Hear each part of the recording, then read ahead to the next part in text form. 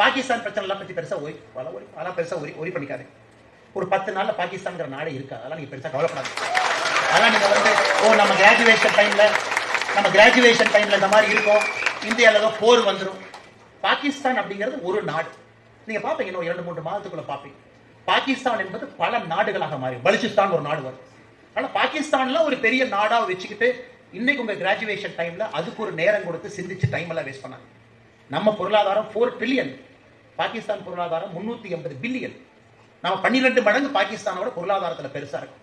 அதெல்லாம் நம்ம சோல்ஜர்ஸ் இருக்காங்க, கவர்மெண்ட் இருக்காங்க, பிரைம் மினிஸ்டர் சார் இருக்காங்க, டிஃபென்ஸ் மினிஸ்டர் சார் இருக்காங்க, அவங்க பாத்துக்குவாங்க சார். நாம நாட்டு மக்களோட நிற்போம், நாட்டோட நிற்போம், ஆர்மியோட இருப்போம். அவங்க என்ன வேலை செய்யணுமோ செய்வாங்க, நாம இந்தியர்களா கூட இருப்போம். அது மட்டும் நீங்க இருந்தா போதும். மிச்சத்தை பத்தி எதுவும் ஒரி பண்ணிக்காதீங்க. அவங்க பொசிஷன்ல இருக்கிறவங்க முடிவெடுத்து கட்டி வச்சு போயிட்டே இருப்பாங்க. அதனால இன்னைக்கு அதை உங்க மைண்ட்ல ட்ரபிள் பண்ண விடாதீங்க. கிராஜுவேஷன் ஒரு மாசம் கழிச்சு அந்த பிரச்சனை இருக்காது. நாம முடிவுக்கு இதை கொண்டு வர போகின்றோம்.